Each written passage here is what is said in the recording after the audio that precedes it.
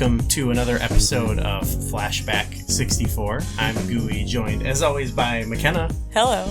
And okay, we got it's another music-based episode, but it's not video game music. Mm-hmm. We're branching out a little bit. People may remember we did some episodes on we've done plenty of episodes on movies, and we in fact did an episode on the biggest movie of 1996, Independence Day, and we got going. We're well into 1997 on the show, but we're like, hold up, we should talk about music. So we're talking about one of the best performing albums of 1996, at least according to the Billboard charts, which is Jagged Little Pill by Alanis Morrissette.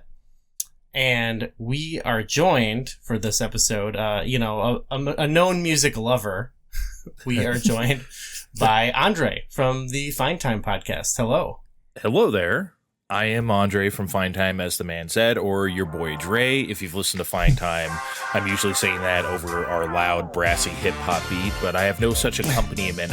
Or at least I assume you're not going to add one in post. So here I am, yes. Oh, Andre. Yeah, you should have intro music. That would be kind of nice. That's one thing I love about Fine Time. It has probably the most, I'm already conditioned. I was conditioned to like the podcast right away because it opens up and it's like, oh, this is a good time, a fine time. Like, you feel it in the opening moments of the show.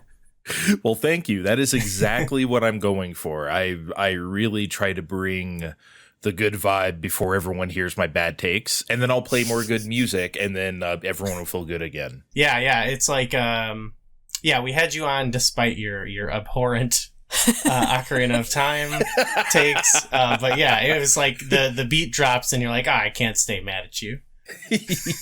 Well, thank you. I'm glad my plan is working. It's interesting hearing your perspective on certain games from that time period, because I feel like you kind of come at it from a different angle, or you have like slightly different taste than a lot of people like us who are like Nintendo kids. Like, we have like very specific franchises, whatever we're known to like Zelda, and sort of be all about it. Right. And I mean, you're no stranger to that. I understand you're a big Mario fan, but yeah, I grew up a Nintendo kid too, by the way. Like, the first non-Nintendo system I got was a PS1, so I was a Nintendo kid. I don't want to steal your Nintendo cred, that's for sure. But so you got a PS1. What was your backstory with the Nintendo 64? Oh God, I couldn't wait for that thing. It was mad hype. Like, that thing, like, ever since they showed it, the Ultra 64, you know how cool that sounded? Ultra 64? I thought that was like the best thing I had ever heard. And then Killer Instinct comes out and it says, coming in 1995 to your Ultra 64. I was like, you gotta be, I'm getting this thing. I don't care if it's $1,095 US dollars. Then 1996 came around, and Nintendo Ultra 64 then became Nintendo 64, much less cooler, but I was like, all right. And yeah, like, those early months really carried me. The Pilot Wings, the Mario 64, obviously. But then it just became clear after a while. I shouldn't even say after a while, pretty quickly, that it's like, I think PlayStation where it's at for me. But I did really enjoy the Nintendo 64 era. I did. There was just some really slow going moments. It's interesting because, you do a retrospective podcast here where you're going back and look at the library. In real time, though, ooh, man, sometimes, like, until we hit at least, like, 1999, man, it felt slow going sometimes. It just felt like there was months between games that were, like, something great. Sometimes, but like I said, looking at it as a whole now, pretty good little library. Yeah, I think that's been a common thing we've heard amongst guests. Like, like we were talking to Ryan not too long ago, and he was talking about how, eventually he just had to turn it in. He was like, you know what, I gotta get a PlayStation. That first year there was some big stuff, but then gotta go PlayStation, and then I think there's some regret amongst people, because some great games did come out, but yeah, it was quite spread out for sure. Yeah, and also like my tastes, like I was an arcade head. That was my main, more than any console. I love to go to the arcade, and like I like to play Street Fighter and Virtua Fighter and whatever, right? Like, or even not arcade stuff like Mega Man or whatever. And the Nintendo 64 just didn't have that. Yeah. So it's just like I have to have a PlayStation. There's nowhere else to have that stuff, besides PlayStation exclusives like Toshinden and whatnot, right? So it all worked together where it's just like this is by far what I need to be playing. But I still I stuck by Nintendo 64. I didn't turn it in or sell it or get mad at it or anything, because like when the games came, they were great, but man, the 5 years felt like 10, I think sometimes. I feel that. Yeah, I don't know. We're like a year in now. It's hard, like you mentioned our time scale. We don't quite feel it because obviously we live in 2024 right now, and there's other games we're playing. There's not a. Do you feel that at all? Not in the way that we're doing it. I can sort of tell. Like sometimes we go a couple months and you're doing like a lot of flashback stuff. We're watching a lot of movies. I feel like recently or whatever, it's been like a pretty close together series of releases. Yeah, and that is too because we're in the winter after its release, after the holiday season. It's kind of a lull, and I think we're getting into the later part of the year where like they're raring up for the holidays and stuff like that. So we're probably getting bigger releases around then too. So I remember 1998 being so rough. That was the year where I was like, oh my god, because like I feel like there was F-Zero X and Ocarina of Time, and that was it. Like, and that did not satiate you, as discussed. No, I like F-Zero X. Well, actually, see, I didn't get Ocarina of Time till my birthday the next year, which would be May 99.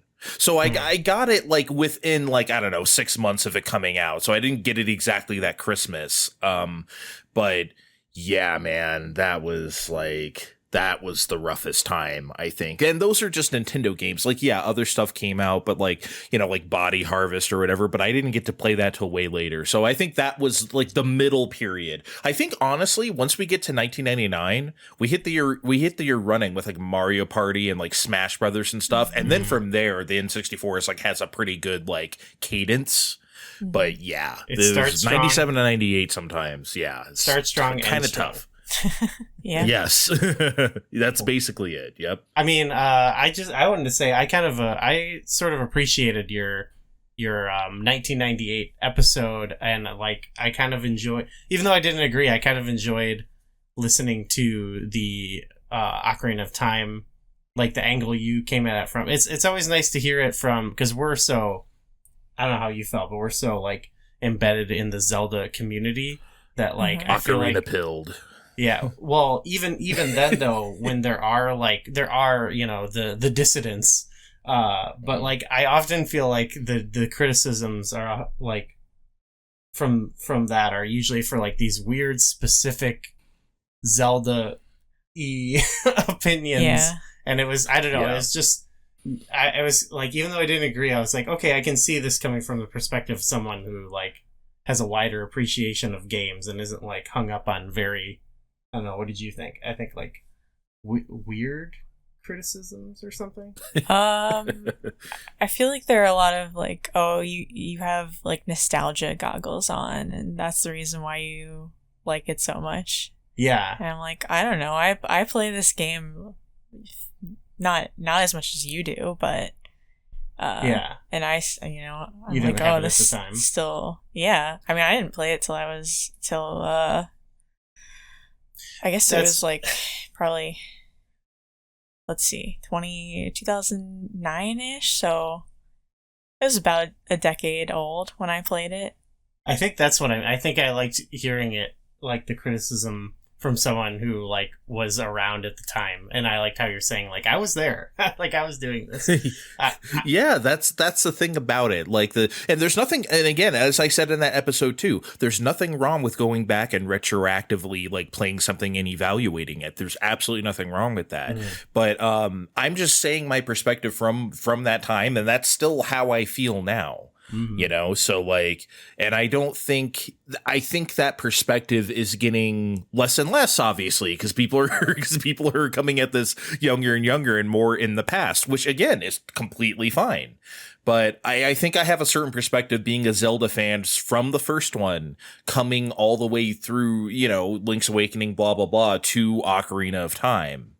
And having that particular perspective, I think is, I guess, becoming more unique. Oh my God, I'm old. Well, that's now I'm starting to feel that way just talking amongst like the Zelda community, because people are growing up with games that, you know, I remember getting, you know, when I was in college, or not even that long ago in my life, it feels like. Wind Waker came out and I was an adult, man. Like people are playing this game as a kid, and I can't even imagine, right? Like that's like impossible for me. I was 21 years old. Like, so like it's a totally different. I mean, look, we can all like Wind Waker all the same, you know, it doesn't really matter how old you are, I guess, but it's just like it's like you said, perspective is just different. Yeah. I just like, I liked hearing it because we just get a lot of like, I mean, it's mostly universal praise, but the criticisms usually would just be like, yeah, it's old and bad, and it's like it gets lumped in with Legend of Zelda, and so it's just cool to like be like, hear criticisms that aren't just like, yeah, it's bad because it's old. Because that's, I feel like that's as lazy as someone being like, I'm nostalgic for it, that's why it's good. Yeah.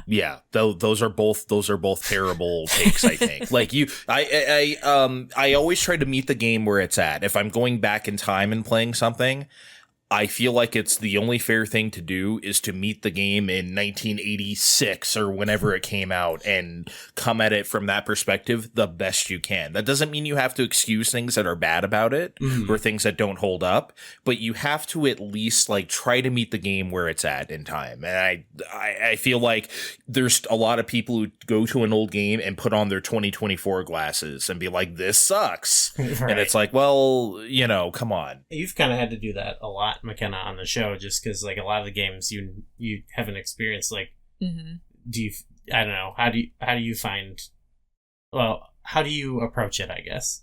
Trying to think of it as like put myself in that time. I guess I noticed mostly like the controls feel off to me, so I try to like think, oh, how would I feel about this? Is like, this is a new era of 3D that's being figured out. It's like the Wild West of games right now, 3D games, and I just try to keep an open mind and look at how things progress from game to game. It's cool to see how stuff has changed and evolved already, or like different things they're trying out to navigate the extra dimension. Oh, big time, yeah. How do we move you through that? Yeah. And we for sure. We grew up in a time, we talked about this on the last episode we recorded, but we grew up in a time where the D-pad has started to be devalued. So it's I don't know, it's interesting to go back to that time where it was like games were often thought of as in 2D, and like this analog stick is this crazy thing we don't understand. So it's fun to flip the tables, I guess. Yeah, it's amazing how sometimes, like, I think the original manual of Super Mario Brothers, I'm pretty sure, it's obviously been a very long time since I looked at that, but I'm pretty sure it explains to you what pausing the game means. Yes, I think it describes it as like a timeout or something like that. Like, it literally describes that to you.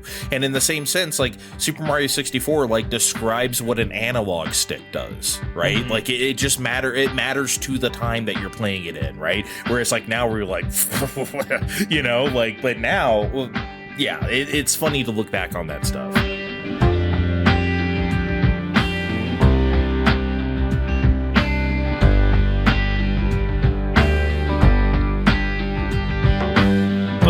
we're talking about music today. Though. We're not talking about the Nintendo 64. We gotta have you on. Actually, we have plans to have you on to talk about games. Yes, but I mean, you yourself on Fine Time, you've had whole music, like completely non-game episodes. I really enjoyed your last musical-based episode. I guess just in terms of music, what do you gravitate towards? This might be kind of a generic answer. I love it all. Basically, the only thing I have never gotten into is country. Like, okay. Legit, like, and even then, I've liked some really pop country. You know, I have some Shania Twain jams, right, or something like that. Like that, that's cool. But other than that, that's like the only unexplored frontier for me. I love everything, hip hop, rock, alternative. Well, at this time, maybe since it'll be more relevant to this discussion, at this time in the mid 90s, that's what I mainly listened to is alternative rock. I'd like listening to stuff like Bush, or that was like my favorite band at the time, or, you know, Stone Temple Pilots, all that shit, right? That was my thing, right? Okay, hell yeah. So yeah, but yeah, over the years, I have liked many genres and still like them. Perfect. Yeah, we're right in a good era for that. I mean, you grew up a little bit after this, you know, era, but I guess we've talked about it already. Like when we're listening to like a lot of the popular songs at the time, you're saying it's like kind of right before stuff you really know. Yeah. I will say that, you know, it must have been just the songs being played several years after they released. Like, you know, some songs just stay on the radio for a while, but I do remember hearing some of the songs when I was a kid.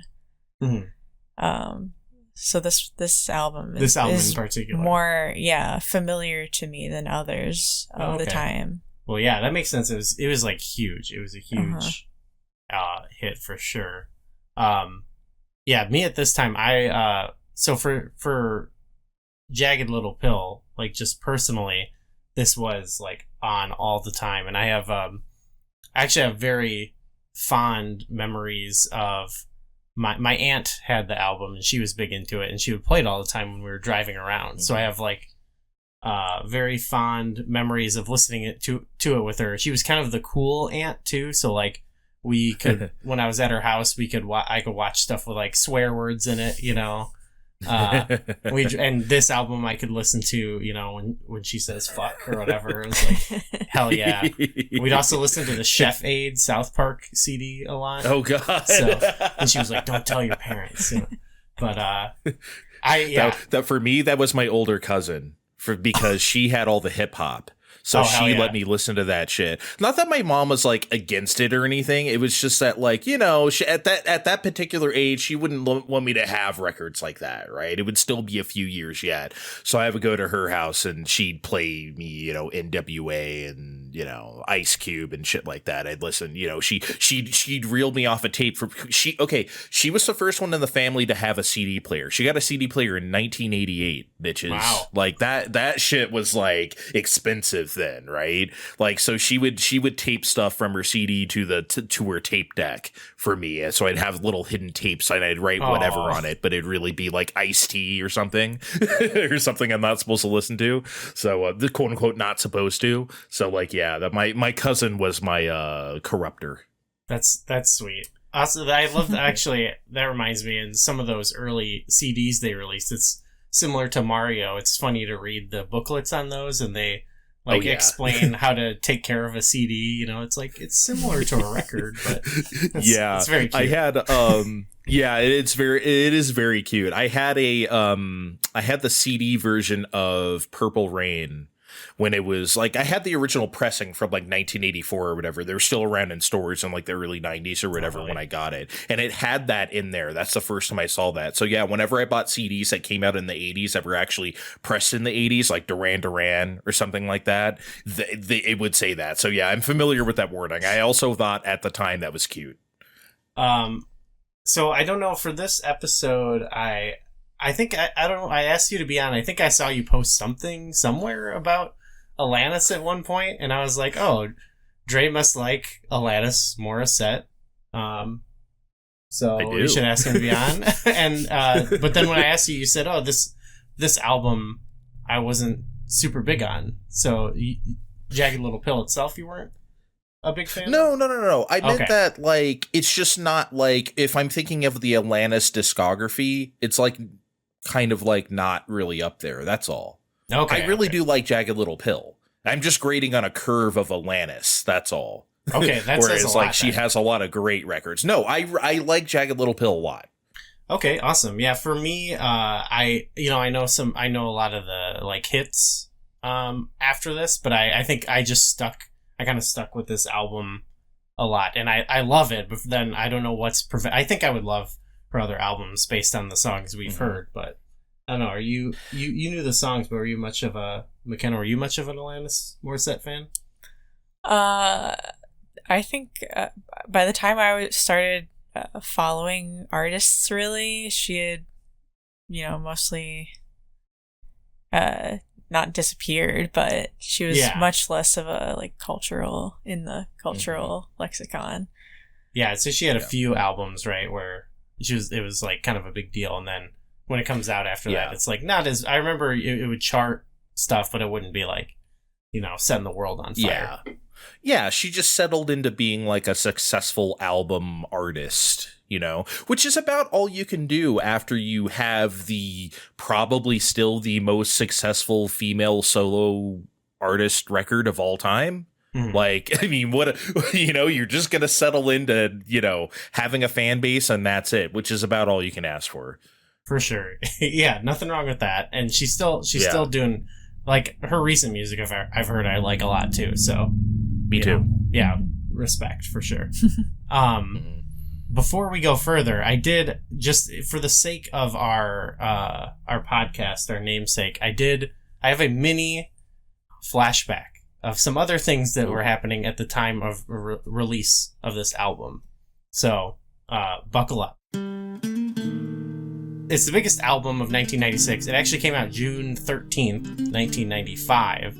So it just... Sure did. And I wanted to say that earlier because you were like, 1996, it was so successful. That's how successful that record was. Yes. Like, it just carried to the next year and just kept selling. It was amazing. Yeah, we're just looking at it. If you look at, like, the list of the albums that chart, it just keeps coming up over the course of 96. Like, it keeps being the number one album charting-wise. So... very powerful. But yeah, June 13th, 1995 came out the same day as Bjork's second album, Post. So a little competition there. The number one song at the time was Have You Ever Really Loved a Woman by Bryan Adams. That's the jam. I love that song. I love that song. We were just watching the classical version, quote unquote, that they have of them performing it on YouTube. It's like them in like a little bar, and there's a bunch of ladies like dancing like this around them. It was ripping for sure. Yeah. You have those things at like Buffalo Wild Wings or something where you have like the digital jukebox where you can like on the app or something where it's like, you can pay like 50 cents. Yeah, Touch Tunes. I did that at a B-Dubs or somewhere one time where I put on Have You Ever Really Loved a Woman? Because I wanted to put on something in that like loud atmosphere that'd be like, why is this playing? Right? And I did. I paid like $1.20 or something to play that song. That's the last time I heard it.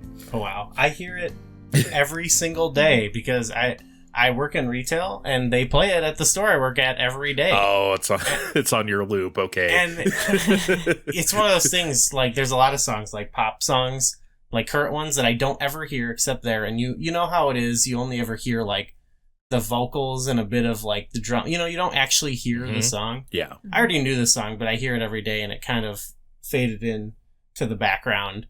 And then we put this classical version on, and they're ripping those classical guitar licks and singing the harmonies, and I'm like, "Fuck, this owns." Yeah, it's so good. I work at a casino, so I hear the same songs every day too. And yeah, I wish we had that on our loop. So it's great when I go to the grocery store and I get to hear like, Backstreet's Back or something like that. It's like, oh, something different. Yes. Do they play music? You're overnight. Oh no, you're there in the mornings too. Well, before the store open, I occasionally hear store radio, but I'm mostly there when the store is not open, so I can listen to my own music. Yeah, I don't think they turn off the music at my store, so I don't know. I do remember when my old boss would turn on the music, and I specifically remember like the Christmas playlist, and it was all newer, very poppy, terrible Christmas songs. Oh no. Yeah, there's some pretty terrible ones that I hear every year, but I've learned to stomach them. There's only a few that I'm like, this is like an affront to art itself, you know.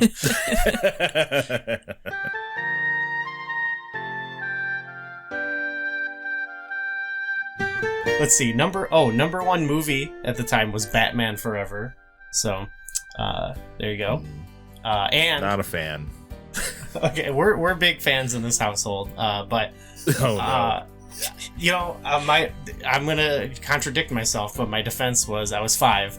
So I specifically remember, like, that's one, like, I'd watch it all the time with I think it's in the same part of my brain. I'd watch it all the time with my cousins and drive around with my aunt to go do little chores with them, listen to Alanis Morrissette, watch Batman Forever. So I'm just, I'm in the cozy zone. It's in the same pocket. How about this, though? Games that came out that month: Street Fighter Alpha 2 and Tekken 2. Hell yeah. Hell yeah. So you could yeah and hell yeah. 2 PlayStation classics, 2 arcade classics. Yeah, the PlayStation fans, fighting game fans, eating it up in this time period. I'm sure listening to Jagged Little Pill. Yeah, I was in my shitty little. That's how I know I got the. That's why I remember I got the record in 1995, and not 96, because for Christmas '95 I got a portable CD player, which was like the very first generations of them, where like, what's it called? Skip protection didn't even exist. No. Not even a thought. That wasn't even a term. So this thing, you looked at it funny and it skipped. So like on a car ride or something, that shit better be smooth, because like you're skipping all around. But yeah, I remember listening to Jagged Little Pill on that thing. So I must have had it before then. I feel like even later CD players that promise skip protection were full of shit. Do you ever? It took at least till like 97 for that shit to get like, yeah. Yeah, I don't remember having issues with that. Do you have a portable CD player? Trying to think. We have like a 4-year gap, so we have like slight differences in technology, but only ever so slight. But technology moved fast back then, so it's kind of a long time. I think I had a cassette player. Oh hell yeah, me too. And a hit clips. Hit clips. Yeah. Listen to 30 seconds of "Hit Me Baby" one more time. Yeah. I even remember as far back as, so like when I was, even after I graduated high school, so this was like 2009, I was driving around, and the way I had to listen to my music was CD player with the thing that goes into your tape deck in your car, you know, the little thing you plug into that. Mm-hmm. And it was, was like, we're in the era of like MP3 players at this point, but I was still CDs, but you'd think by then we'd have skip protection figured out, but no, this was probably unsafe. I'd be doing drives, like longer drives, and I'd have to like be holding my CD player like, and like keeping it just like unbothered while I'm driving in one hand, you know, just so it won't skip. It was kind of that is something. In the late 2000s there, as you said, I did have an iPod, but in my friend's car, he had the tape thing that you said where you have to plug it in there. And then like not too long after, he actually got the thing with the actual auxiliary cord. So you could just plug in the iPod, and that. I'm telling you, that was some primo listening time. The aux cord really changed the game for sure. Yeah, really did. This is your captain speaking. Please return to your seats. We will be experiencing turbulence. We'll go back to Jagged Little Pill. So you're saying, Dre, like it doesn't, you know, in the realm of Alanis. Not your top favorite, but what I found was interesting. I think I might have known this, but I don't think I remembered, or I don't know. But this is apparently her 3rd album that she released, that she had released after Alanis in 1991, and Now Is the Time in 1992, which she just went by Alanis, and then this was Alanis Morrissette.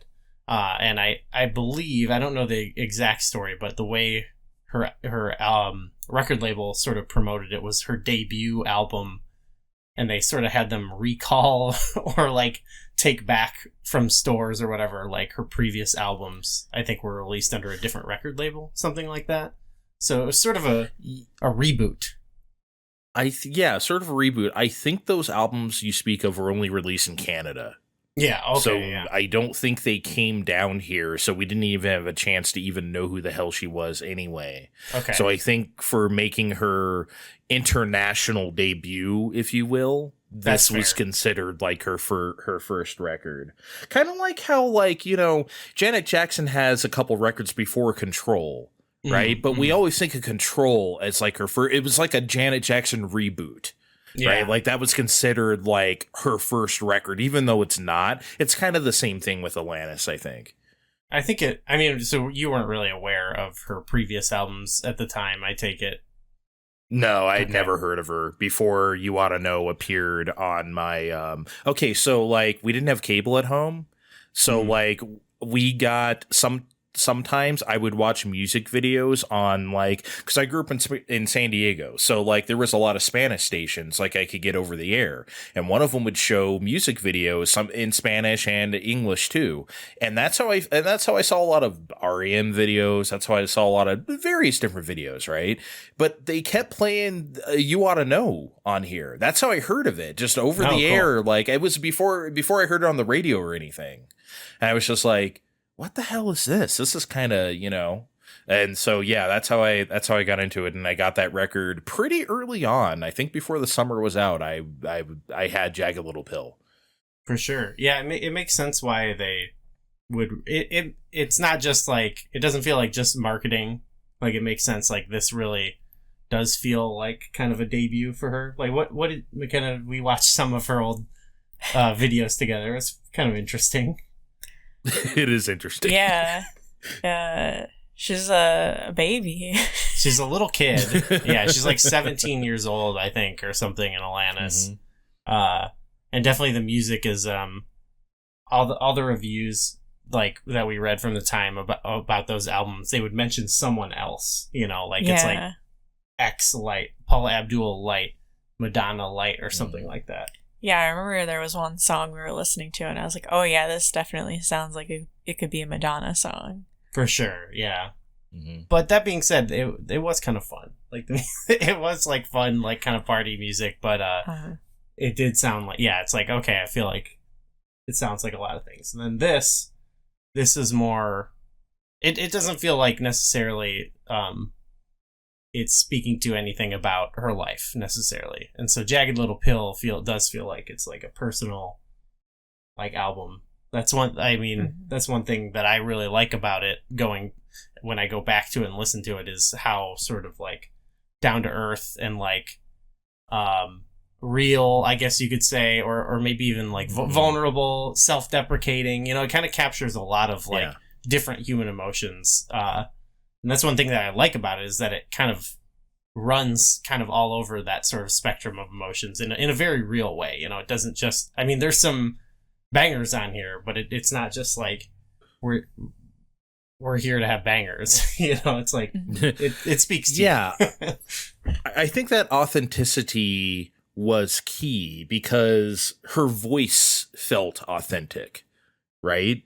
And the 90s are all about being like authentic, or at least the perception of authenticity, right? Like being real, being, you know, this is really me. Like, and her voice was part of that because famously, I think, like, she doesn't do a whole lot of vocal takes in the studio. I think she was talking, I don't know if it was this record or the next one, where she was saying like she gets in there, she sings it maybe twice, does some overdubs, and that's it.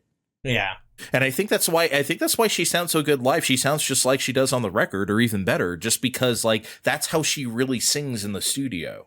Absolutely. So like that sort of like authenticity, I think, was like very key to her success, plus the lyrics. And I'm not actually much of a lyrics person in general. Like, Okay. I do have lyrics that I like, but that's just like, when it comes to music, that's not really necessarily has to be part of my experience. Like, okay, I really like Coheed and Cambria, right? I have no idea what those songs are about. Like, I know they're telling like an entire story and they have comic books and shit. I don't care. Like, I'm just here for some jams. Yeah. I have no idea what those songs are about, and I don't want to know. Right?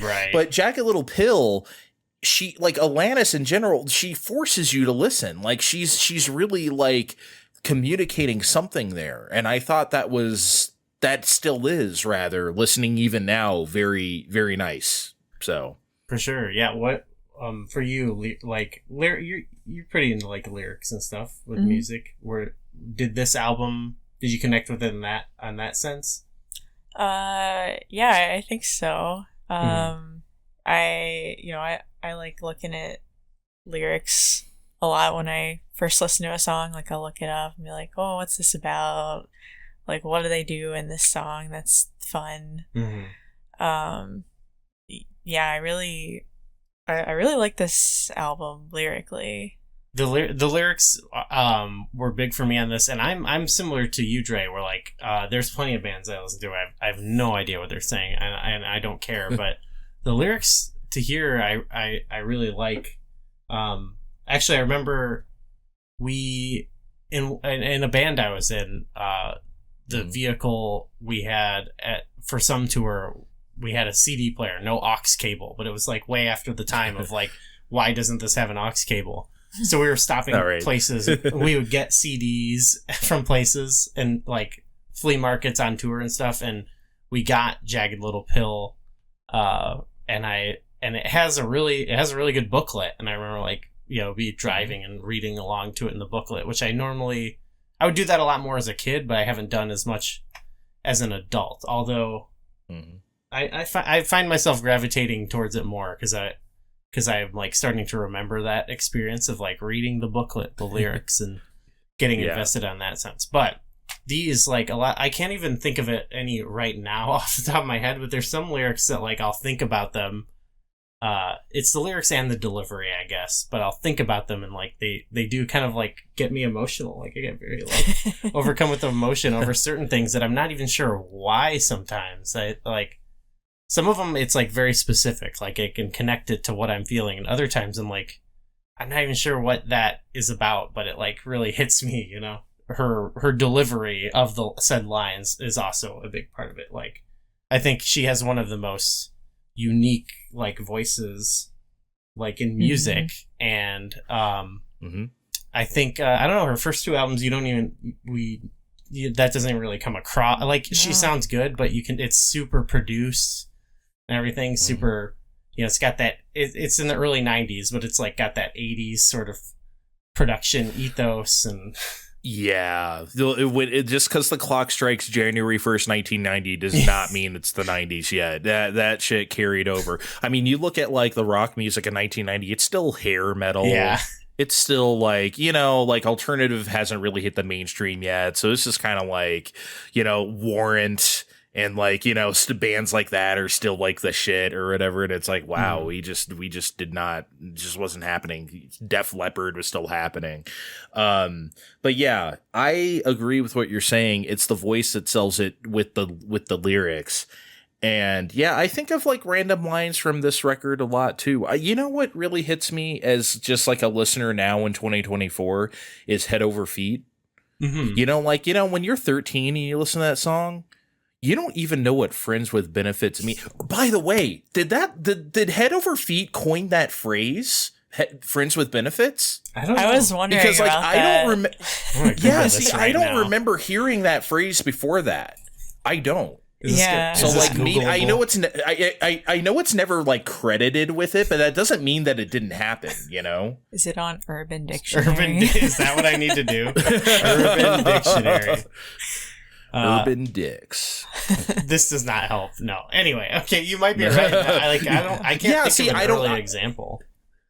Yeah, but of course, like when like I said, I was 13 when this record came out. I didn't know what the hell that meant. I didn't even really know what this song was much about, But now I listen to this and I'm 42. I'm like, man, I get it. You know, I have such a deeper appreciation. I mean, I've always liked Head Over Feet, but now just as like an adult with experience, I'm like, shit. Yeah. Like your love is thick and you swallowed me whole. God damn. Get out of here. I love that song too. There's that one, the like lip service line where it sounds like she's going to keep going.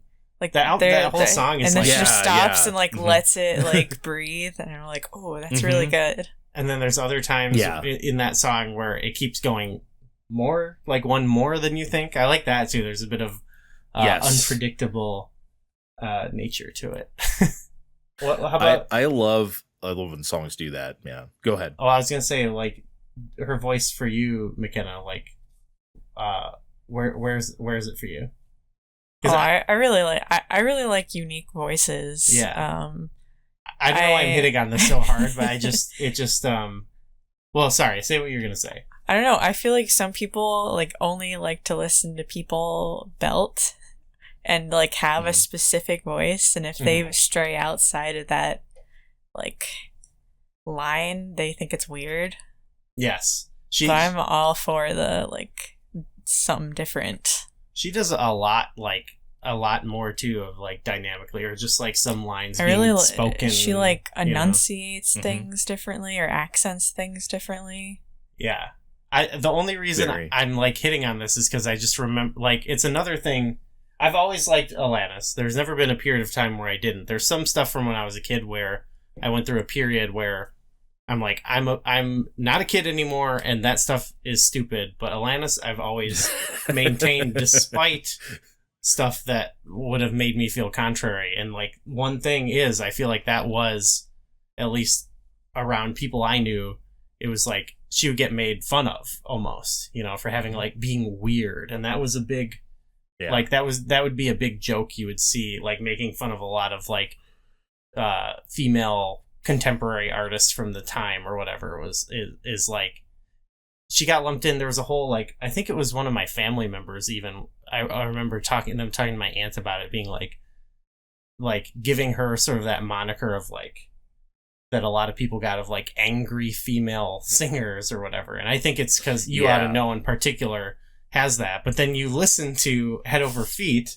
and it's like this like a very sweet song, and a lot of the songs are like that, and you're and like it's just weird. Like I think there was a period of time in my life where I at least like sort of like thought that was true, but like I don't know, it's weird. It's a lot of stuff from that time period. It frustrates me that it's like that's like angry women music when it's like that. Well, that's what always pissed me off, even at the time, about when people said like, you know, like they like Jagged Little Pill, but they don't like her other records. And I asked them why. It's like, well, I like the anger. I like Angry Alanis or something. And I'm like, I don't think Jagged Little Pill is an angry record. I've never thought of it that way.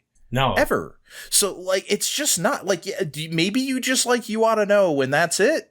Because I don't think you listen to the record if you're saying that, you know, I would think to myself, like, but whatever. Like, yeah, I've never thought of Alanis or particularly Jagged Little Pill as like angry.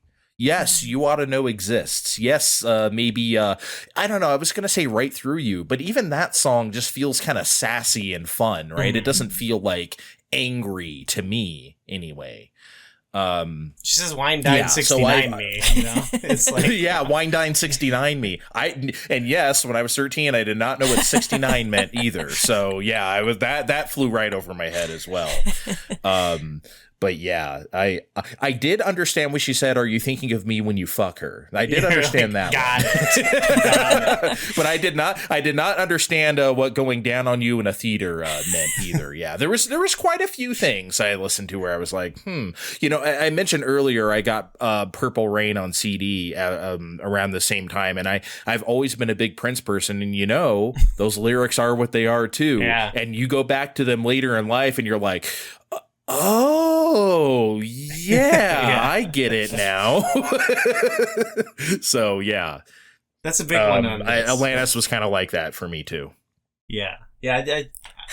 Sorry, what were you gonna say? Oh yeah, I had that moment with You Ought to Know. I was like, wow, she says that. She says go down on you in a theater, and I just totally missed that.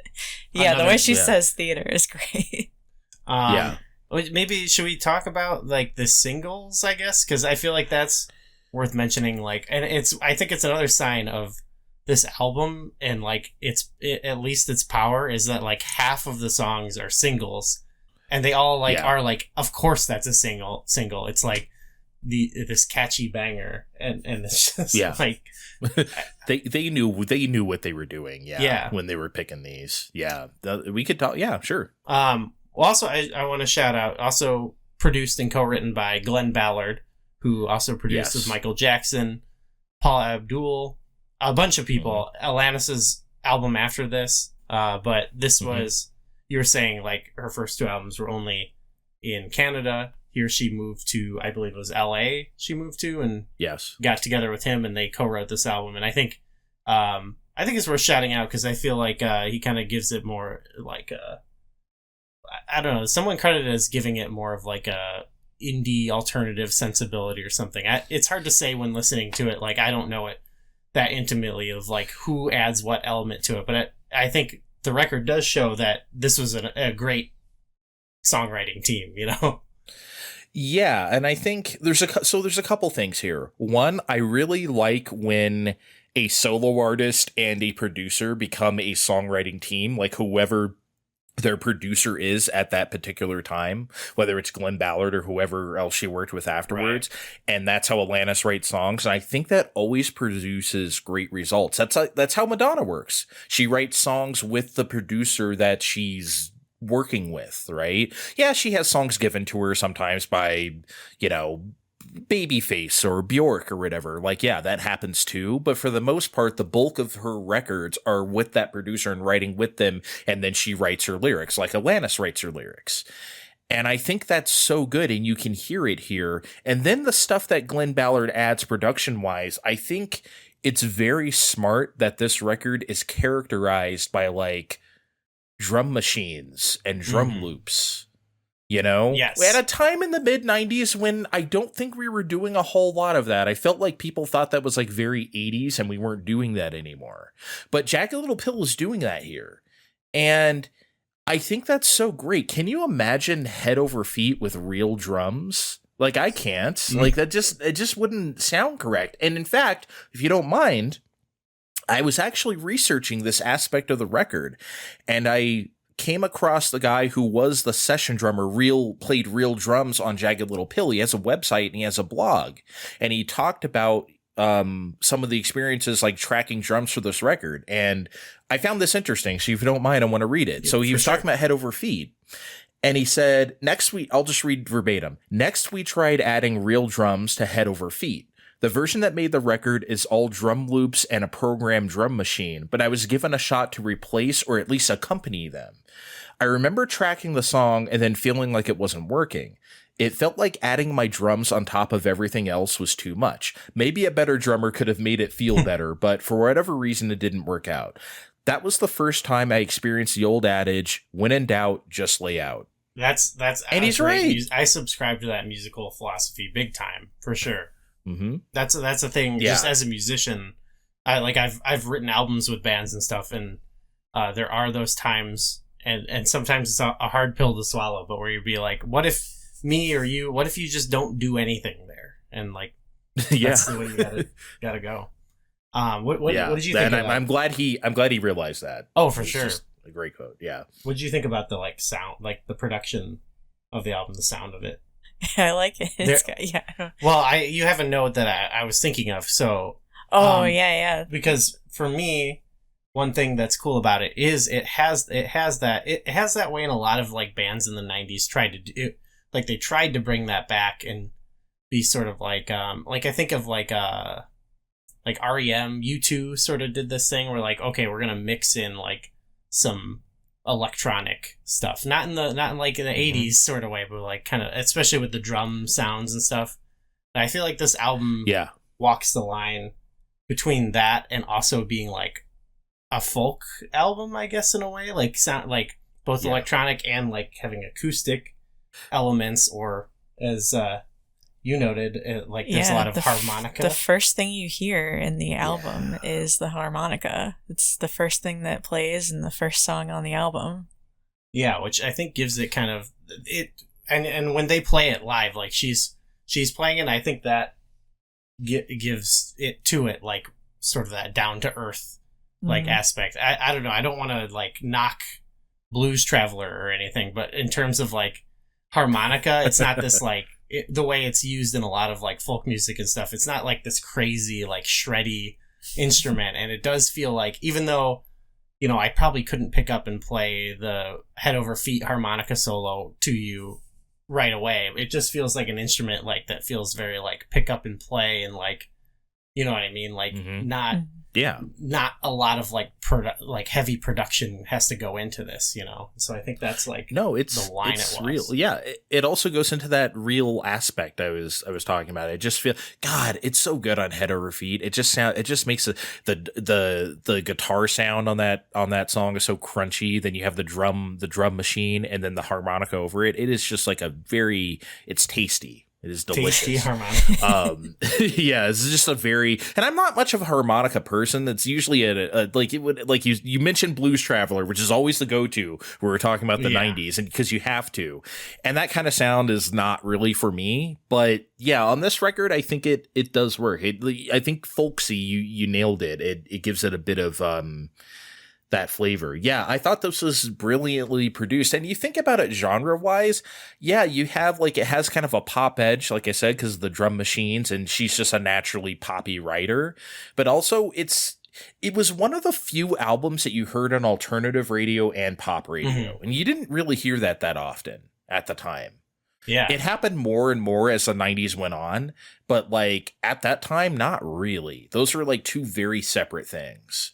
So like the most you would hear on a pop station is maybe they would play one of those like very string heavy, like, you know, Silverchair or Bush like ballads or something like that, right? That's about all you might hear, right? But yeah, Alanis crossed over to everybody. My mom liked Alanis. Everybody liked Alanis. It was such a sensation at the time. It's hard to remember it that way, but she was so big. It was crazy. And I really think the production of this record and the way it sounds and everything we just talked about, harmonica, drum machines, knowing when to do stuff and when to not to do stuff, it was just very smartly done. The authenticity of her voice, all of it just came together. You know, I think that's always the key for any record that sells any huge amount of copies like this. It always hits some sort of zeitgeist. You know, because you have to be able to reach that many people. You absolutely have to, whether it's by accident, whether it's by design. And this record just hit everybody. So for sure, you were into the harmonica solos. Yeah. There's a note that says harmonica solos. Yeah, I just was like, we have to mention the harmonica. Yeah, of course. Well, yeah, of course. So speaking of knowing when to know to do things and to not do things, let's talk about the single. I got the singles here, and the first single was "You Ought to Know," and the reason I say that is because I was, back when I was reading the booklet for it like 10 years ago, that's when I first discovered that Flea and John Frusciante of the Red Hot Chili Peppers also play on this song.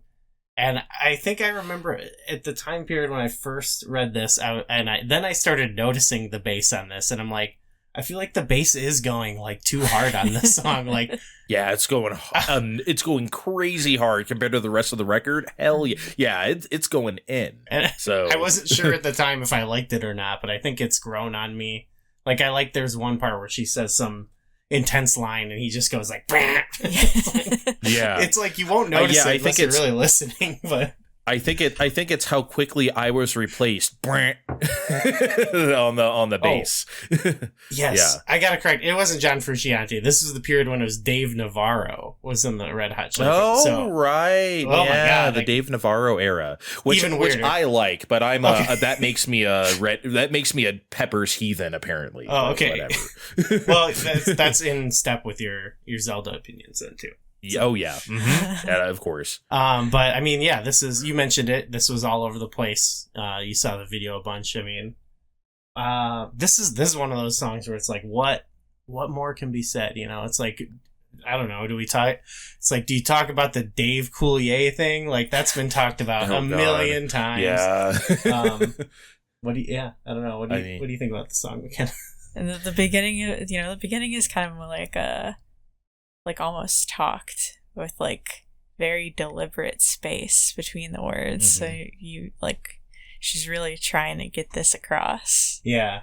Yeah. This is like one. You ought to know. Yeah. Yeah. The dynamics are really good on this one. It's actually like we kind of already mentioned it. For me, of the singles, it's like kind of my least favorite because I just like the other ones are like, they're like, oh, this is like a chill. Like they're not. They go different places, but this one, it's like, oh man, it's like you're rocking. You're rocking. Yeah, hard. you gotta be like, oh. Yeah, it was definitely like. Yeah, it's like I said about the sound earlier, like it was like alternative, but it was also like more, I don't want to say the word like accessible. That's not the word I want. More like for people who don't listen to that kind of music, it felt more approachable, I guess maybe is a better term. And like, yeah, for me, and being just that was the kind of music I listened to, I was like, oh man, this is something. And it wasn't like I thought You Ought to Know was like the best song ever. It was more like, I want to hear this record. I want to hear what else is on here. You know? Oh, also we were speaking of stuff like I didn't know what Go Down on You meant. I didn't even realize that was something filthy to say until like a couple of radio stations bleep the word down. I was like, well, why can't you say that? And I thought about it a little more. I was like, oh, okay. I think I understand. Go on you. All right. I got it. Right. I understand why you're bleeping fuck. I didn't really understand the other part, but now I got it. But anyway, yeah, it was a sensation for a reason. I think at that time, like, something that biting and that scathing from like a female artist was just not really that common in that space. So I just think it was unique based on that. Plus it's a banger. I mean, let's be real. Yeah. Oh, absolutely. Cannot take, like, even saying like it's my least favorite single, it's like, that's like similar to what you're saying with her albums. It's like, I still love this song for sure. And it's one that I like. This is one that I like hearing in like all the different contexts, because she did like Unplugged. They actually ended up releasing an acoustic version of this whole album, which I also love. And this is one that's fun to hear acoustic, because it's like, of all the songs, I feel like it shifts the vibe like the most, you know? So then that was in July 6th, 1995. Then You Learn was September 25th, 1995. And this is one I like a lot. Like this is one that has a lot of little parts that just always really hit me. It's got that, I don't know, it's got that thing of like being, it's like playful but self-deprecating, but you know, it just really just speaks to like the average, like my day-to-day, I guess, human experience, you know? But I don't know, I love, what do you think about this song? It's got that like sway with the song kind of vibe. You know, you put your arms up while she's singing it. This is where she says Jagged Little Pill also, so. Yeah, she put the album titles in the song. When you hear it, you're like, "Oh, there it is." Yeah. Hey, yep. That's a cool move. I like that. I like that more. I like that more than a title track. Actually, I like when they just say the thing, right? Yeah. So. No, it's way cooler. It gives it like an era of like you had to find it. Yeah, it's a little secret. You gotta look in some. Well, at the time, I was gonna say you have to look in some like deep cut. It was at the time, and then it became a single. I was like, okay, now. But this is, like you said, this is one of those records where like half the songs are singles anyway. So it's like, you know, what deep cut they're not gonna stick that in, you know, Not the Doctor or something. Not the Doctor. Hand in My Pocket was October 16th, 1995. This is I feel like this is one of the bigger ones on the album, and it's another one that just gets me.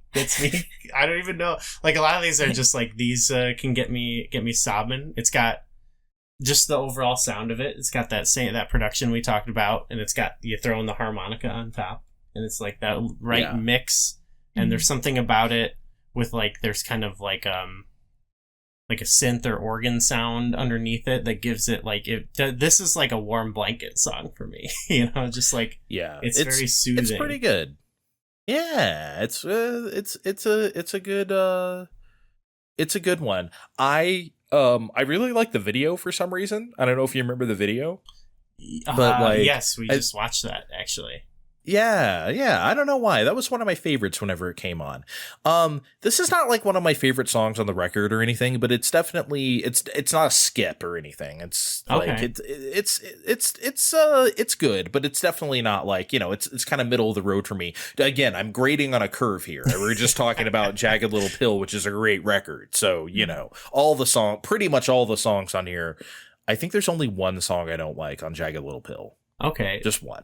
There's a few. I feel like there's a few that I'm kind of about. We can hit on those for sure. And you mentioned the video, the previous songs. They have kind of cool videos. Like I feel like they, from a marketing standpoint, I think they really nailed like the vibe of like the album and the image of Alanis. And I think all these videos kind of capture that really well. In particular, in the next single, I think is the biggest one. But what do you think about Hand in My Pocket, McKenna? It's just a really like goof song. Like she misses rhymes. Like sometimes she'll kind of close rhyme her lines, and then sometimes it's like, no, we don't need a rhyme here. That's how I know what she's gonna say typically. Is not because it's almost like a puzzle, because you think you think like haven't figured it out just yet, and then flicking a cigarette, but it's not. It's always just like it's always like whatever fits the least in the song. And I thought that's like a really I always wonder how like intentional that was. If they just thought this sounds good, or if they said like let's throw a curveball at them, because it's got that same thing as Head Over Feet, where it's like you can't initially predict where it's gonna go until you used to it and you're like waiting for it now.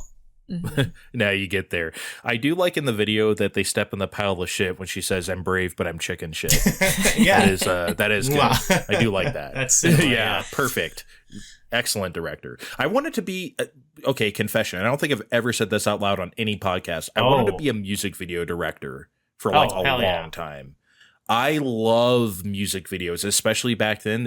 I loved music videos. I loved the language of it so much. It's almost like a commercial, but for a song, right? Like just the entire language of it, the performance, the way you all that shit, right? So that's why I liked Hand in My Pocket so much. I think just looking at it from like honestly, literally a director's perspective, as much as I could when I was that young, right? Like just I really enjoyed the stepping in shit, because I figured that was something I would do if I were making the video.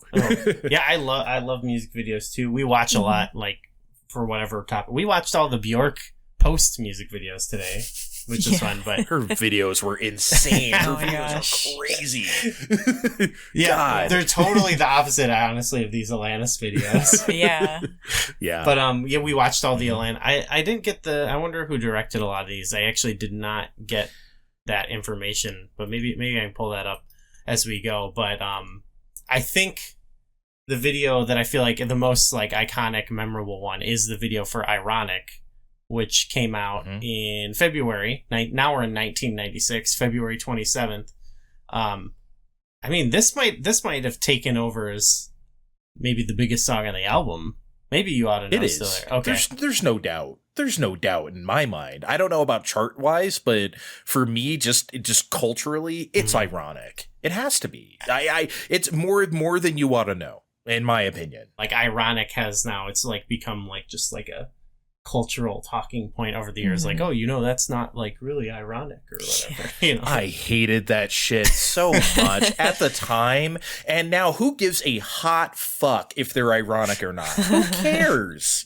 Okay, I always hated that dissection of the song. I was just like, stop. I just never cared. I always thought that was so stupid. Okay. We're on the same page then. Yeah. But the song. I mean, it is. I can see why like this would take over because I feel it is the one that like of all the songs on the album that you can just imagine like yelling with your friends. You know, like this has got that chorus is that's got the belty just like where you know you like you're drunk as fuck or something and just going ham to this song. It's great, great song. But I love. It doesn't matter how many times I hear it. I never get tired of this one. There's a lot of records out there with like a lot of singles where I'm like, I never want to hear this song. Like, okay, REM is my favorite band of all time. I rarely listen to like the big hits. I'm so tired of them. Well, I rarely want to hear like Losing My Religion or whatever. I just don't. I've had enough. I've had enough for a lifetime. I'll listen to At a Time. I totally a lot of times. It's one of my favorite. It's one of my favorite records. I will skip that one. But like, yeah, Ironic is one of those songs. It slaps still. I will never get tired of Ironic for some reason. Yeah, and the video I love the video. It's so simple, but just like. It's great. Again, writing. It's like she kind of is capturing like different energies with like the different versions of her that she's playing, and I don't know, just the setting and the car. It's like very. It's also very nostalgic. Here I'm doing it again, but I don't know, just driving around in what is now like an old car. Yeah, in the fashion, the time, and everything.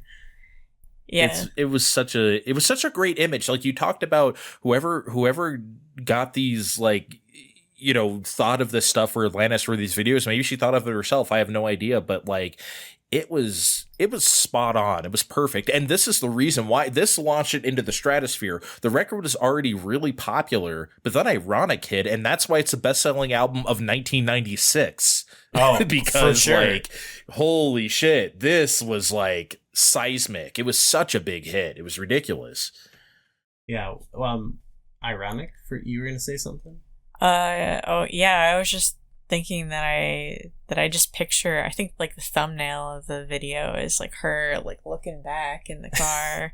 And I just see that image every time I think of this song. Oh yeah, you see the thumbnail. Yeah. That's awesome.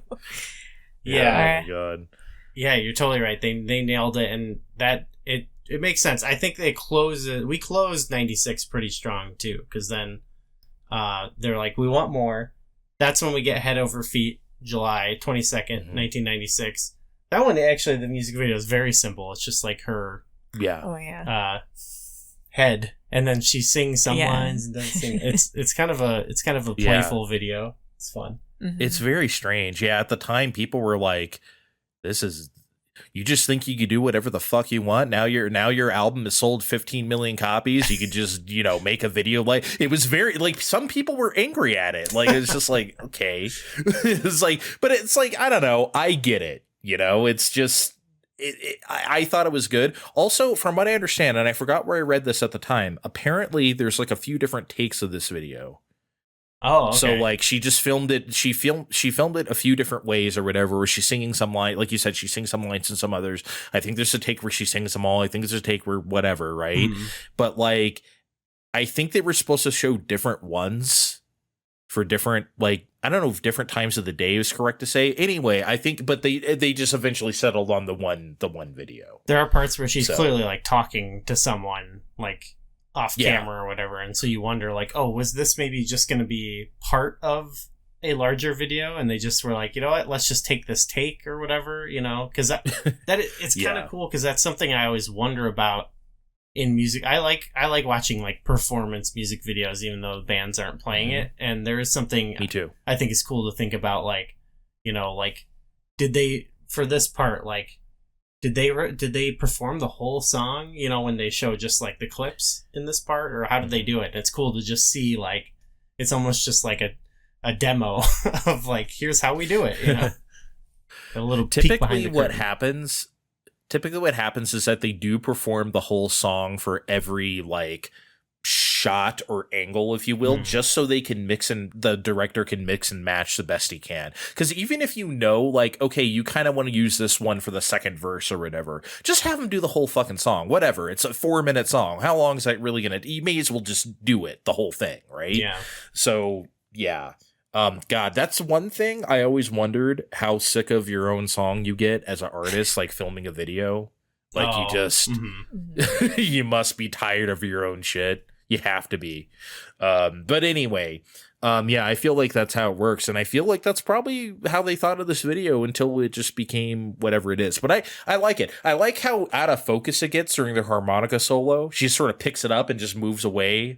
And then from the camera and just is like playing or whatever. And it's just like, okay, I like that. I don't know. I've always liked it, but people bitched. It gives it that sense of what you're talking about in some of the other songs where we've hit on of like, what was like the original intention, you know, like, Are they like, did they plan in the video for her to go out of focus in the back with the harmonica, or was like that part of the take they planned to use? You know, like, were they planning a different video? Yeah. And I don't know. I kind of dig it just for that. Kind of keeps you on your toes. Yeah. I like it. The last single is, there's no video for this. All I Really Want, November 25th, 1996. So closing 1996 strong. We talked about the song a little bit. It's the opening. Mm-hmm. It's where we get our first taste of the harmonica. Mm-hmm. Yeah, this is, I think also, this is a great song. This is one I like to hear the acoustic version a lot too, just because I think, I don't know, I like her vocal performance a lot on this song. Me too. Were you into this song, McKenna? Yeah. I like how it introduces the album. Kind of gives you like a little bit of a vibe with the harmonica and the opening guitar. There will be like wah guitars on the album, and there will be to start it. Yeah, you hear the harmonica and you hear the wah wah. It's very strange to start. It's also, it's just like, to me, this is like the most 90s ass song on the record. It just feels very 1995 to me. It's just so of the moment. Like, when I obviously re-listening to this record for the purposes of this podcast, I hadn't listened to that song in so long, and I was just like, oh man, I remember my room when I was 13. It just took me back. Like, you know, people's like, oh man, this song takes me back. This song really put me somewhere. I was like, oh shit. Because, like I said, I have rarely listened to the whole albums after her other albums came out, just because, you know, I listened to something for so long and I just kind of move on. Doesn't mean I've heard the songs. They're in my head forever, right? So, but yeah, when I listen to it for this, man, it's just so evocative of a time period for me. I can see how that is too, because it's like a single, but it's not like the one you would hear. Like, a lot of these other songs, Ironic, You Ought to Know, like, it's hard to even go, like, a couple weeks without hearing that song somewhere, you know? But this one, you probably don't hear it so much, so, like, I can see how that would transport you more to a specific time, you know? Yeah, it's always the lesser known, their deeper cuts or non-singles that always put me. It's like, oh yeah, because my favorite song on the record is not a single. So okay, well, so then that's perfect, because then I was gonna say, we can get our favorite deep cuts in, if you want to call them deep cuts. I mean, the album. Yeah. I want to say the album itself. It's kind of the opposite what you were saying about REM to me, where like if you. Obviously, it's half the album, so you couldn't take them out. But if I like a lot of the deep cuts, but I think if you took any of these singles out, for me, it's like it hurts the album. Like, I love all these songs. But of course, I think so. Deep cuts. What's your favorite song then that you're hinting at? My favorite song is Forgiven. I fucking love that song. It is the best. And here's the thing about Forgiven. Like I said, it had been forever since I had heard the record, and it was maybe like a couple years ago where something was nagging in my brain. Like, man, I feel like there's a jam on that record that I used to play a lot that is not a single and I used to love, and I can't remember what it is because I legitimately have not listened to this album since like 1997 or whatever. So like, I was just like, okay, let me like scan this album and see if I can find it. And it was definitely Forgiven. As soon as that opening guitar, quiet-ish opening guitar thing picked up, I was like, okay. And then the Spanish guitar laid on top of it. I was like, yes, this is absolutely it. God damn. Do you guys agree? Forgiven. I mean, look, I don't know what your favorite song is. Forgiven is incredible. We have a note here, McKenna. What's your favorite deep cut? So this is not what I said my favorite. I said my favorite song was Head Over Feet, but I did pick a favorite deep cut, and it was Forgiven. And I'm with you. This is it's one of the best songs on the album, not just as a deep cut. But what do you like about it? Well, you're just talking about the beginning of it with the way it opens, and it's it's a little softer, and the beginning vocals are a little softer, and then the chorus is really just where it's very it gets louder and like belty. It feels good to listen to. I don't know. I think it's incredible. We've been listening to like the full album a bunch, and I think I kept thinking like, I recognize all the singles, but that was the one I kept going like, oh, what's that one? I like that one. It's not, to me too, just like the part about that song that really hits me is the like is it the verse or like the pre-chorus, like leading into that part, like the vocal melody of that is just, there's something very like that like grabs me about it. There's something where it takes it. I don't know. I'm bad at describing music, despite having played music a long time. But there's something about it that again, it like takes you on kind of a journey, like in that brief like 2 lines that you did not expect. Yeah, like there's the vibe, some kind of tone melodic thing going on. The way she sings it too is so. Yeah, it's perfect. Yeah, it's so good. I think it's. It's just like I said, it becomes.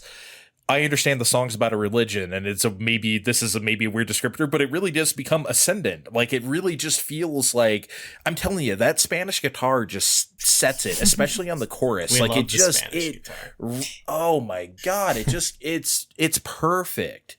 And I think it's her best vocal performance on the record, easy. I can't say enough good things about that song. I'm so glad I rediscovered it and it just came back into my brain at some point, because I'm like, man, I know there's a song that I used to just play at 2 a.m. like on repeat on my shitty little CD player, and I cannot remember. Aww. And that was it. Well, it's cool you got to go back down that road. Yeah, I'm so glad it came back to me. Go ahead.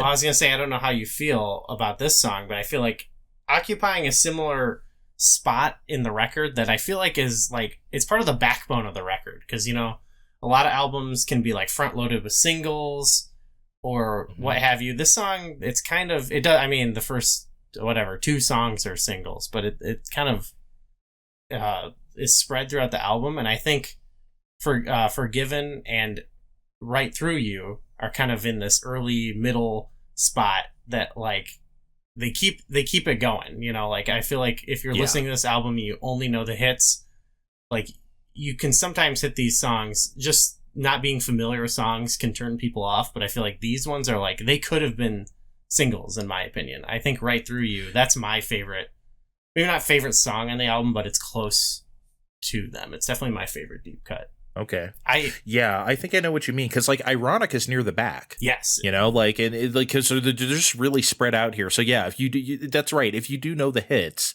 see, I'm thinking of like my own brain when I first got this, and all I knew was You Ought to Know, right? So like everything was fresh to me. Mm-hmm. Versus like someone, I never really thought about it that way. Someone coming at it from a totally fresh, like now or not fresh angle of like 2024, knowing the hits and listening to them sprinkled throughout here. Yeah, that's a really good point. I never really thought about it that way.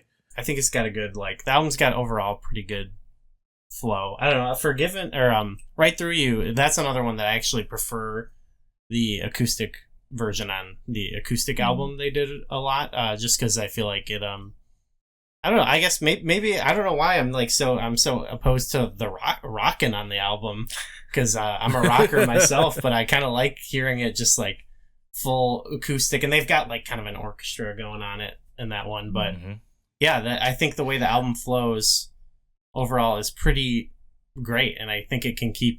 I don't know. Did you? Because I feel like you didn't know deep cuts. Like listening to the album is like you were like you get a good taste of. Stuff you are familiar with, and then new great songs, at least to you. Yeah, definitely. For me, It does. Ironic is track 10, and Not the Doctor and Wake Up. I don't know. I don't know if I would say they're like not good songs, but I am like, once I hear Ironic, I'm kind of like I'm done. Like, this should be the closer. It does feel like it should be the last song. A lot of albums, there are albums that end that way, right? They'll hit you with like a big hit, and then here's like 2 like more songs that you aren't really expecting or asking for. But I don't know. What did you think, Trey? I really like Not the Doctor. Okay. That's one of my favorites, actually. I really do like Not the Doctor. Wake Up is good too. Again, the only song I don't like on this album is Perfect. So it's the only song I genuinely do not like. All the rest of them are like, I'm into it. And I really do like Not the Doctor and Wake Up, but especially Not the Doctor. I think that's like, for me, like, I don't want to say top 3, but it's up there, right? Wake Up is good too. So I don't think I'd go as strong as you saying that, because Not the Doctor is up there for me. Okay. So yeah, it's not even that I don't like them. I'm similar to you. It's just sort of like, I feel like Ironic should be the closer. Yeah, I think I like that, especially like lyrically. I like those last 2. Yes. But I do feel like maybe they should be somewhere else on the album. Like, I don't know, Ironic just feels like a perfect ending song to it. Really? Okay. I don't know. I've never really thought about it that way. Okay. Maybe It it's because we so, listen, like that's the last song she performs at her concerts, right? In that era, for sure. It feels just... Oh, really? She used to close with Ironic? I think so. We watched... So that's actually one thing I want to shout out, because you did mention, can you imagine this with a band, like what it would sound like? And I actually think the live band they had to support this album is awesome. Like, I think that was actually the drummer Taylor Hawkins, who ended up being in Foo Fighters, R.I.P. Taylor Hawkins, but he was the drummer of the live band, her band, until he was in Foo Fighters. But anyway, I did not know that. There is a great... It's on YouTube now. You can find Jagged Little Pill live, and it's sort of an amalgamation of the tour of this, and they have like interstitial like bits in between of them either being interviewed or just goofing off or whatever. But like, it really gives a great vibe of like the Alanis Morrissette like band, and like they seem really cool and like they're homies and everything, and like I'm like, oh, I want to like hang out with them. But they sound great live, and I think on that, I could be wrong, but I think they end it with Ironic. Gooey from the future, they do not end it with Ironic. There's just something about it. It feels like it's like an epic song. I think it might just be the chorus or something, but by the time I'm done, I'm like, I'm spent. I understand why they might want to do that. REM before like 2003 and before used to end shows with "It's the End of the World as We Know It." They used to do that, and then at some point they switched to "Man on the Moon." But like, which is also like a weird closer, I think, to me. Yeah. But yeah, it's weird. But yeah, they used to do "It's the End of the World" until they got fucking sick of it. Yeah, you're making me think. Like REM is one of those bands. Like I could go without hearing.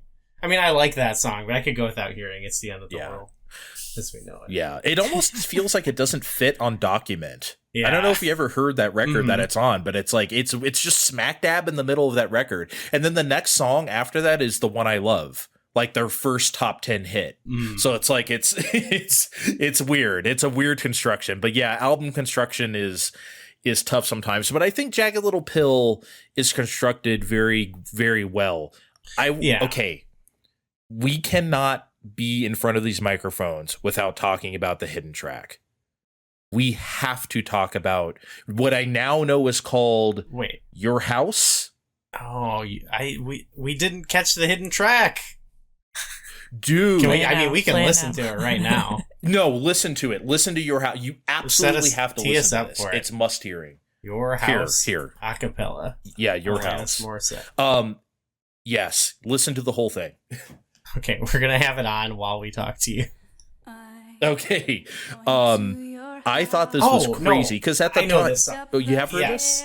Okay, so when this album came out, obviously, like I think on most pressings, the 12th song or 13th is like the alternate version of "You Oughta Know," like the dirtier, kind of like more like Jimmy the Saint blend, it says. Yeah, where it's like much more like alternative sounding versus like the drum machine, much more like, you know, the one that we got, which I think was the correct decision. But then the hidden track after this is a song a cappella called Your House, where she's literally talking about going into this guy's house when he's not there, that she used to date, going into his shower, going through his things, being lovesick as hell. This struck me. Look, I was way too young to like really understand the gravity of the song. To me, it was just like a weird, creepy song. But now I listen to it, and again, I hadn't heard this album since I was young, and I listened to it the other day for the first time in ages, and I was like, "Oh shit." Yes. It's so striking. It is insane. She's insane. Like the character in this song is insane.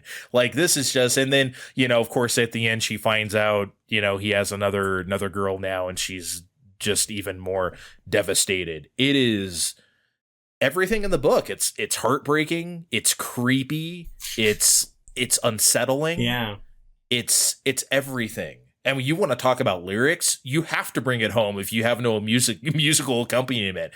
She nails it here. The performance itself is very like powerful. Like the performance, she carries the song on just her vocals. I forgot that was a hidden track. I do like that actually. Like I like that. I think maybe more than like the preceding "Wake Up" even, but. Yeah, no, for sure. But you understand why it's a hidden track, right? Because you can't just like, you know, like put that there. And of course, I didn't know it was called Your House until like way, way later, because it didn't have a name because it was a hidden track. Mm-hmm. So it's just like the creepy song at the end. Like, oh, so yeah, that's even better. Actually, it's like she just starts singing at you out of nowhere. Yeah, it reminds me not in sound, but in lyrical content of the Paramore song, One of Those Crazy Girls. I don't know that song. But it's like she's sneaking into her ex's house and going through his closet. Okay. Yeah. I was going to say it reminds me of the hidden track on Dookie, which is also about going into someone else's house when they're not there. Yep. Apparently that's where that's where you put your tracks about creeping around in someone's room. Oh man, I miss the hidden track, man. I don't get to back in my day about stuff. I really don't. But like that is one thing where like we've lost not listening to stuff on CDs, which I understand. You can't. It doesn't really work that way anymore. But like, man, oh god. So like, I guess I still am. I used to be really big into 311 when I was a teenager, and their album Transistor had that thing where you have to start track one and then rewind. So you go into like negative time. Oh, yeah. And there's like a hidden instrumental there. Yeah, I was like, shit. Like, yeah, it was like, cause that's the only album I had that did that. That was wild. That did that, but I can't recall now. Oh, that's killing me. Yeah, I do feel like it was boomery about that myself too, where I'm like, oh, it's way better. Well, it's good. You kind of have to make yourself do it. Or like when we were at the Zelda Dungeon Marathon, I brought a couple of my records because there was a record player there, and we listened to a few, and it was nice. It's like there's something like comforting about it. But, and I am like, I miss the hidden tracks, I miss CDs, I miss reading the booklet. But at the same time, every time we listened to this album, we did just play it on an app. So I get it. It's too convenient, to do away I understand why we're at where we're at, and I don't want to go backwards, but at the same time there still is something to that, and that's what made Your House, or whatever, we didn't know what it was called at the time, such a thing. It's like, hey, have you heard that song at the end? Because you weren't going to hear that on the radio, and it's not listed, so it was like a weird little secret. And it's, man, the first time I heard the song, it just creeped me out, dude. It was like, oh wow. But then I really got into it once I listened to lyrics, and at the time, even, like I said, I was young, but I understood that stuff. I was like, oh man, just a great song. just excellent. I briefly wanted to take it back to Perfect, because that song, it's the third track, and I feel like it doesn't. It's not my favorite, but I don't think it like falls apart or anything. But it's always one that I remember. I actually have a vivid memory of when I briefly was in college. We had an assignment where we had to like analyze a song that we really liked, and the professor used this song as an example, and I just remember thinking like, oh, there's so many better songs that you could have picked from the album to do. You like Perfect?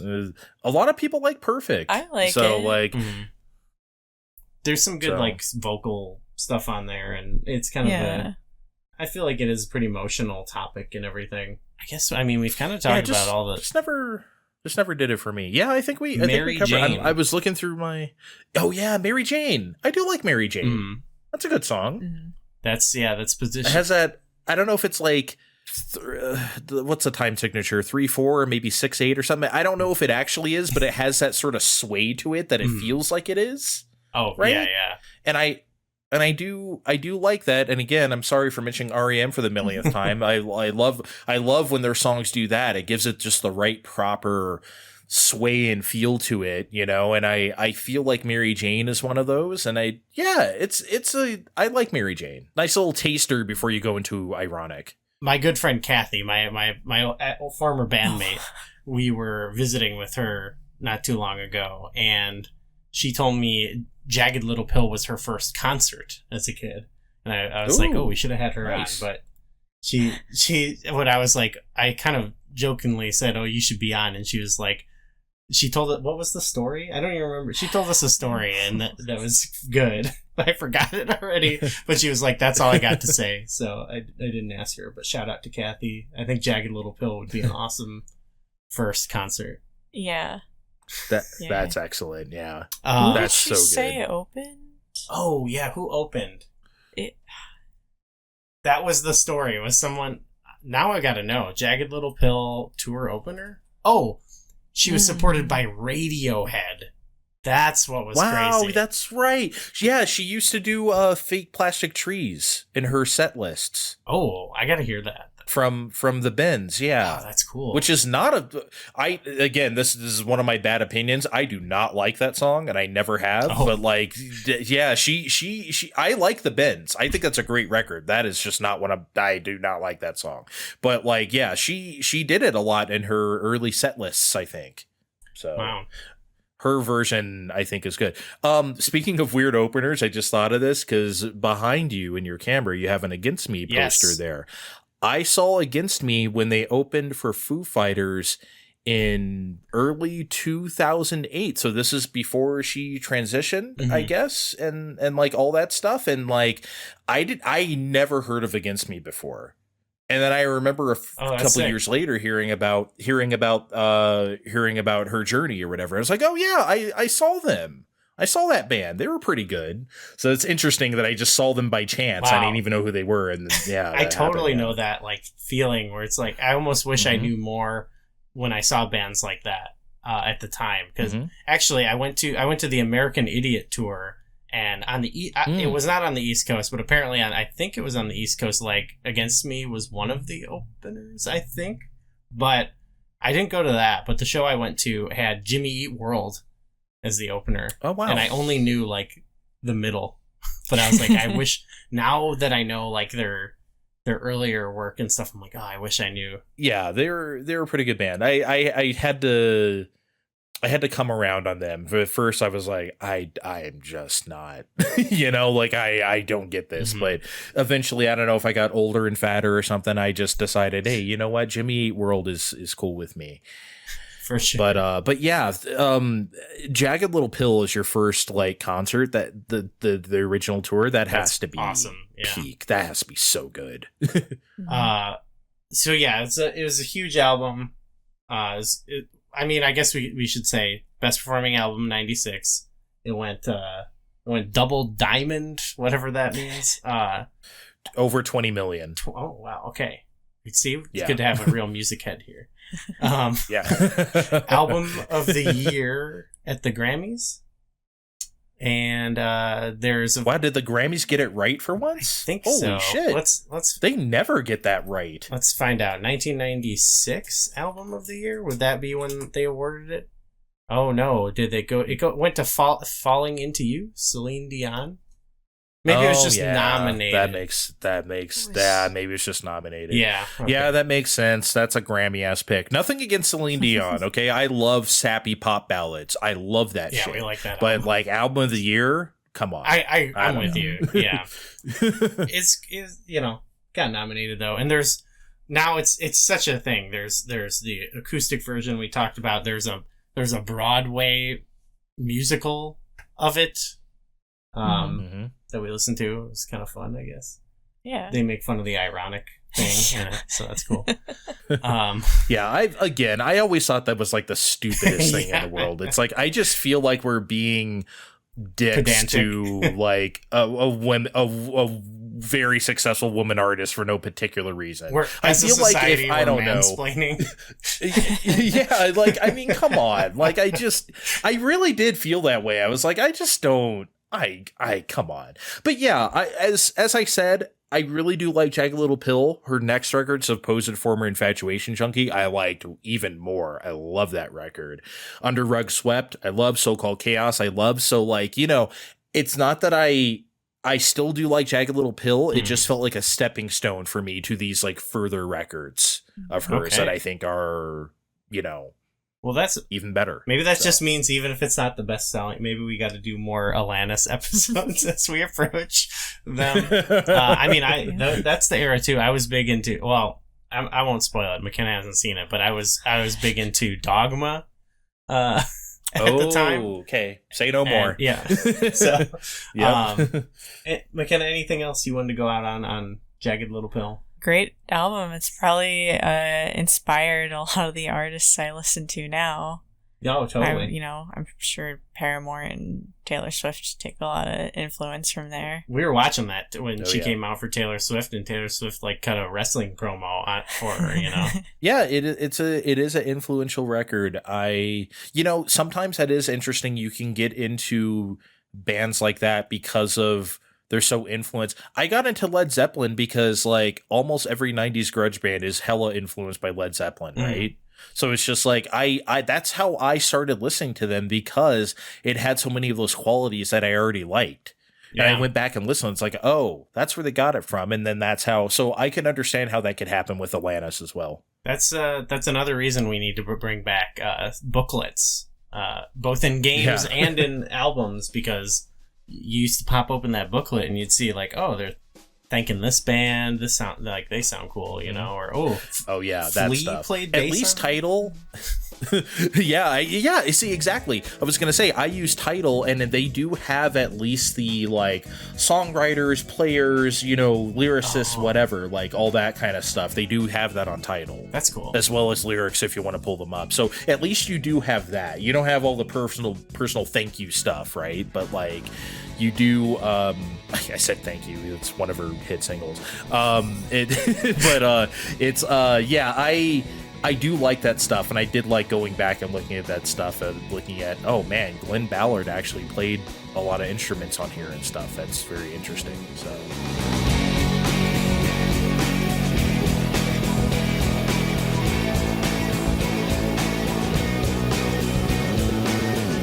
I mean, we're going to talk about games with you some more. We already have that planned in the books, and we've both we've got N64 stuff coming up, but also some other things. And I guess we've got you on the hook now if we need to do more. This is our first album episode, and I think it was a success. I think it went good. So we're probably going to have to do more, and I think we'll have to call you in. Yeah, thank you. I love doing these. As you said, on Fine Time, we do music topics every so often, and I love to do them. I love music, so I will be glad to do them with you as well. Hell yeah. Well, what do you want to promote? We got Fine Time? What do you got going on? That's about it. Fine Time, baby. Go listen to Fine Time. It's a video game podcast. We talk about whatever we are playing. It doesn't matter if it's new, it doesn't matter if it's old or anything in between. Whatever we are currently playing, that's what we talk about. We love to cover industry stuff. We love to cover Nintendo Directs and Summer Games Fest, stuff like that. We love to play silly games, quiz games. It's just, we just literally exactly what it sounds like. So come have a fine time with us. Yeah, I want to shout out. How's that for a pitch? It's a good pitch. I want to add on to it.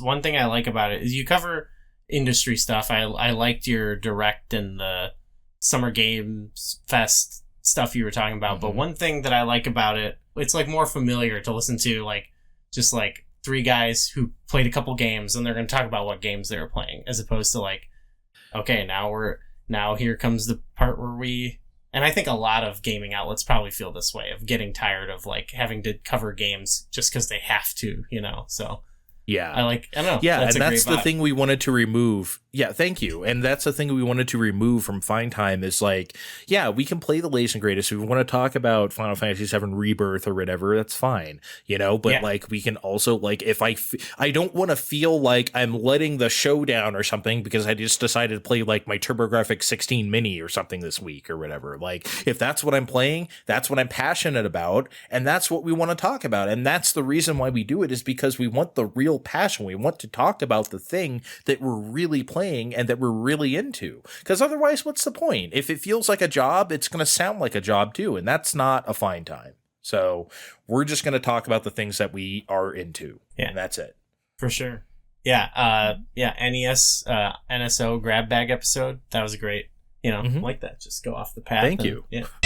As always, we want to give a big thank you to our Millennium Star tier patrons. Infection Form, Jeremy Aber, Kiefer, Nico, Paul, and Underline V. And you can check out our Patreon over at patreon.com/flashback64. All right. I think we're good. We're, all right. That's the episode. Thanks everyone for listening. I don't even know what we're doing next, but, we're kind of out of it because we were just off for a week, and then like not from releasing episodes though, so we're still like we're like catching up, and I don't even know how to end the episode anymore, so goodbye. Bye. Friends with benefits.